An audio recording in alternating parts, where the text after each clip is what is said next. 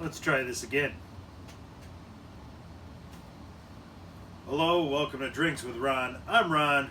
This here, my furry friend Ted Jansen, sitting in the captain's chair, and I have mixed emotions.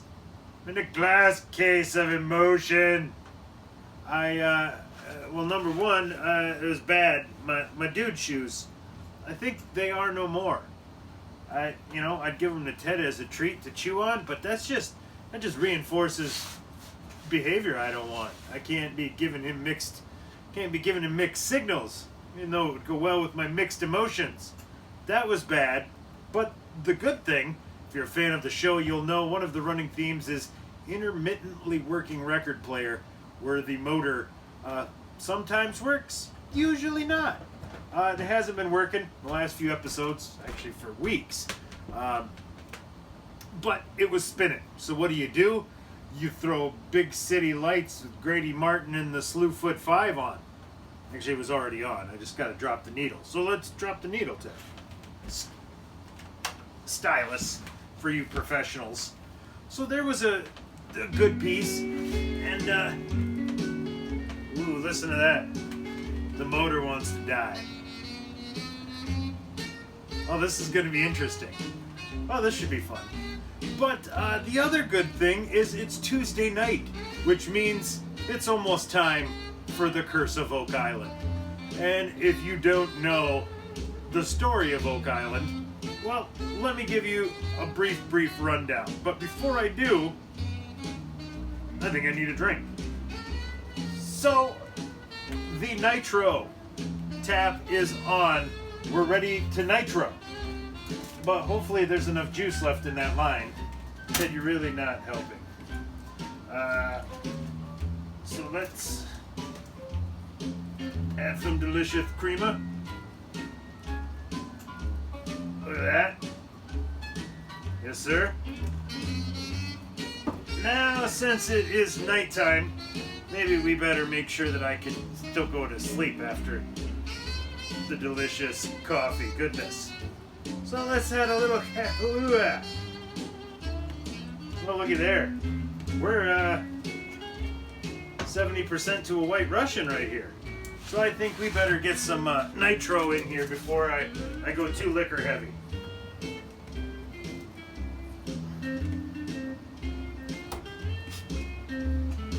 Looky there. Woo-hoo-hoo!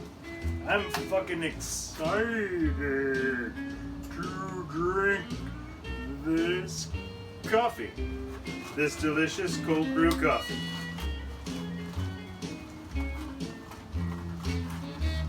I would like to drink the whole thing.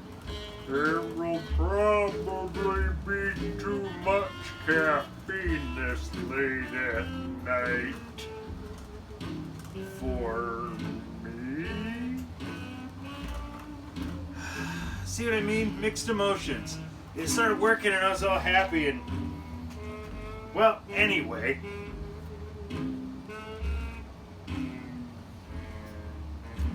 That is surprisingly fucking delicious. Man. I could actually go with Irish cream in there, but I got the French vanilla creamer for my kid. Oh, seriously?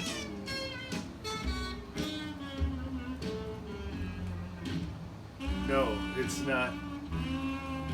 This'll be me. This is what I will be moving like come about 9:30 tonight.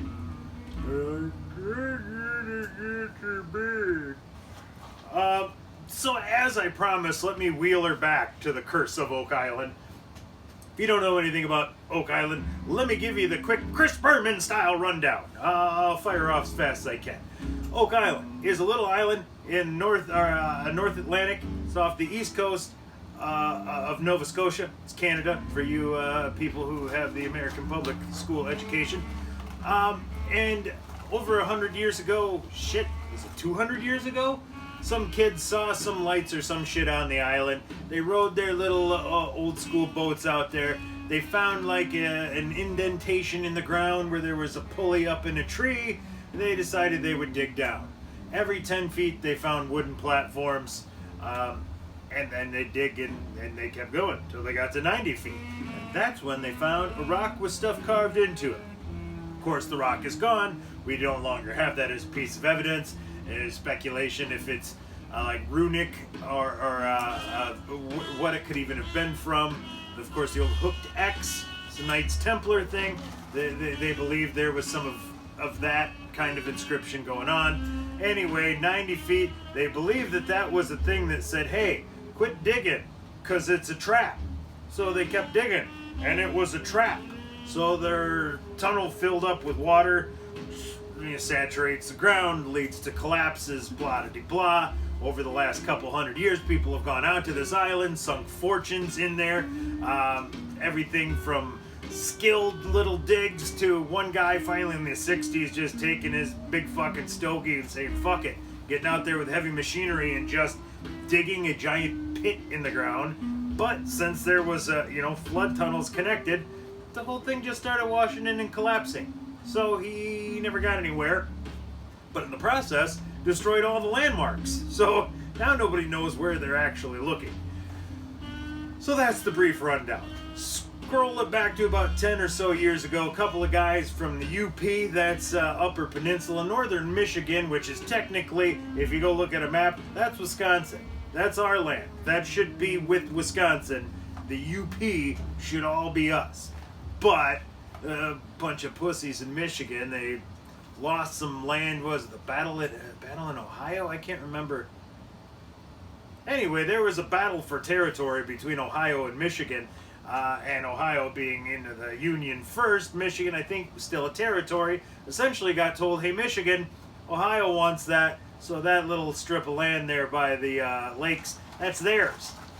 So then Michigan was all rabble, rabble, rabble. So they complained, and when they got put in the Union, they said, all right, to keep you guys happy and shut you up about this land, we'll give you this other chunk that belongs over here with Wisconsin. And Wisconsin was like, whoa, hey, that's our shit. And they're like, your territory. Fuck you. And Wisconsin never got anything back out of the deal. So I don't know. But let me digress. A couple of brothers, northern Michigan, had a lifelong obsession with this thing, one of them at least. Reader's Digest story, I think back in the 60s. I first heard about the Reader's Digest story in the 80s. So this is a thing that I've been fascinated with since I was probably 9 or 10 years old. Much about the same time frame that these two guys found out about it when they were younger. So they have gone and sunk what I can only estimate to be in the millions of dollars into different projects, trying to figure out what the fuck's going on down there. God, look at that. I mean, man, that's fabulous. The record player petering out in the middle of Grady Martin and the Slewfoot Five isn't even going to phase my mood. Because that is de-fucking-lurcious. Deluscious, as they would say in tropical cocktails. But let me wind her back again. So over the last 10 or so years, they've found there's been some amazing shit. A lot of shit that's completely unexplainable. Let me give you the quick caffeinated rundown. So they found a lot of coins, 1700 Spanish coins, which apparently is an incredibly rare, because I guess Spanish coins were used kind of as a currency for everyone. It was very common, so that's not such a big thing. But in the last few weeks, they found a Chinese coin, which the dude estimated could be over 1,000 bleeping years old. So what is a Chinese coin, possibly over 1,000 years old, doing in a swamp in eastern Canada on some island? You know, it defies logic. They also found a lead cross that was on some chunk of beach. That they think, that they checked the science behind this is just fucking mind-boggling. So they found this cross, they took it, they laser ablation tests, and then they check the composition of this lead. And from the composition of the lead, they can pinpoint what friggin' quarry in which part of the world the lead came from, and kind of give you an idea on the ballpark of when it was made based on how it's put together and some other such scientific things. So anyway, this lead cross wound up being mined in like southern France, northern France, I don't know, somewhere right near a castle that belongs to someone related to the Knights Templar. So it all gets, but yeah, there's all these weird coincidences, and not the least weird of all of it. Some 100, 200 feet in the ground, they found human bones. So they checked them, and they found out that it's actually 2 people down there. 2 people. So they were able to kind of DNA from these bone chunks. One of them is of Middle Eastern descent. So what is an Arabic Middle Eastern person doing 200 feet in the ground in some Canadian island? It makes no sense. What the hell are they doing 200 feet in the ground, first off? And 2 of them. They're just... Every time you find a piece of something that explains something, it really just muddies the waters more. And it just seems like after 10 years of watching this show, I know way more things, but I'm no closer to knowing what the fuck's going on. So the best part of the show, I used to love, there was an app called Twingo, and you would play bingo. So you go, you'd pull up your Oak Island card, and there's all these different things. If you've ever watched History Channel shows, Oak Island, Ancient Aliens, they do a lot of this stuff where they like to reuse their little animations and phrasing. So there was a lot of animations reused and phrases repeated, so this bingo card was great, you know. You're just checking on it. I enjoyed it. And then Twingo went away, and I was sad. But I was not too sad, because we still have the Oak Island cursors. That's right. It's hard, though, because I find if I get on Twitter and I follow the hashtag Oak Island cursors, I generally spend most of the show doing this and fucking tweeting snarky replies and liking people's comments. And then I usually have to go rewatch Oak Island the next day because I missed the whole episode playing grab ass with my Twitter friends. But it's still there. So if you want to get into any of the snarky replies, Oak Island cursors, hashtag Oak Island cursors on the Twitter machine. And one of my favorites from the show, there's a guy named Jack Begley. He's the stepson of one of the main dudes who's funding the whole expedition. He is magical. I love Jack. He's so full of fucking enthusiasm. Like, they find something, Jack gets so damn excited. I bet they probably would have bailed on this shit 5 years ago if Jack wasn't there just being all pumped about it. But I freaking love it.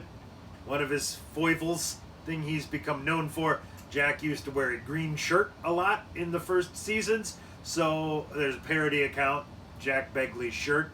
And yeah, anytime I see Jack wear it, I get strangely excited. It makes no sense, but I get all giddy and happy, like, Jack's wearing the shirt. I have to run to Twitter and tweet it. And then, 2 or 3 people like it, and it's fantastic. But man, I think we're getting about to game time. So,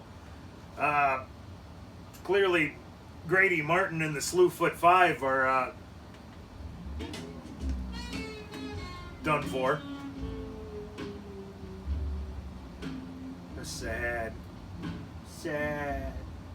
So, I'm going to cut my losses, focus on the good part of my mixed emotions, drink my nitro coffee with Kahlua, and get ready for some snarky comments on hastily produced History Channel television shows. So, for Drinks with Ron, I'm Ron, signing off.